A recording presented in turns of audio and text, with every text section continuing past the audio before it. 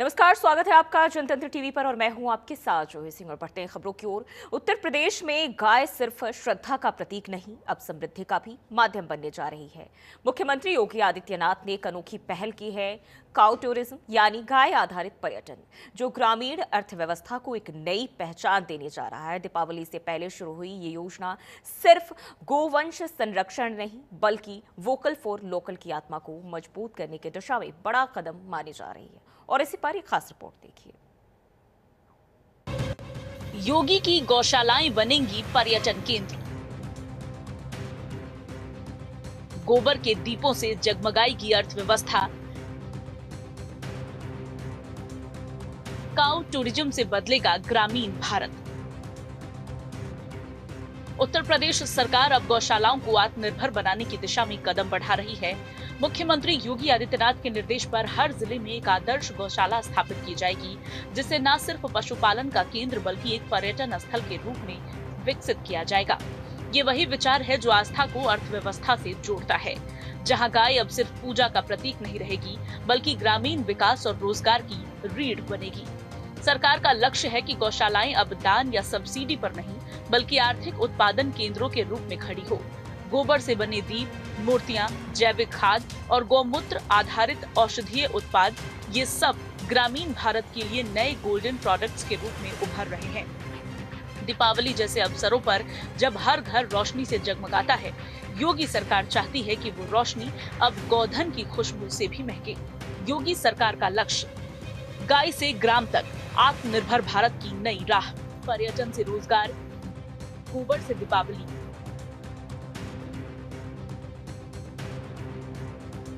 गोमूत्र से औषधि, दूध से पोषण, संस्कृति से समृद्धि।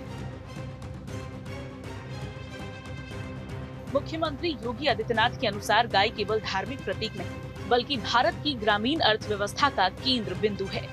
उनके नेतृत्व में सरकार चाहती है कि गौशालाएं मॉडल इकोनॉमी हब बने, जहां गाय के हर अंश दूध, गोबर, गोमूत्र से उत्पादन, उद्यम और रोजगार जन्म ले। ये मॉडल न केवल युवाओं को स्थानीय स्वरोजगार की दिशा में प्रेरित करेगा, बल्कि महिला स्वयं सहायता समूहों को भी नई पहचान देगा।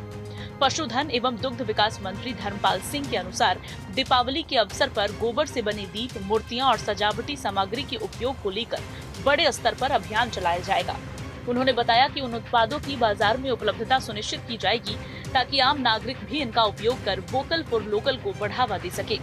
प्रमुख सचिव पशुधन एवं दुग्ध विकास मुकेश मेश्राम के अनुसार अधिकारियों को निर्देशित किया गया कि गौशालाओं में गोबर और गोमूत्र के व्यावसायिक उपयोग के लिए स्थानीय स्तर पर योजनाएं तैयार की जाए।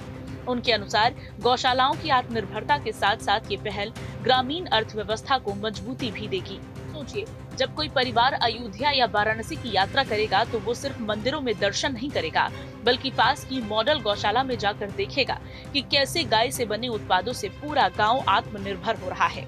ये पर्यटन का नया चेहरा होगा, जहां परंपरा और प्रगति एक साथ खड़ी होगी। आज जब दुनिया सस्टेनेबल डेवलपमेंट और ग्रीन एनर्जी की बात कर रही है, तो योगी सरकार इकोनॉमिक इकोलॉजी की दिशा में एक सांस्कृतिक विकल्प पेश कर रही है।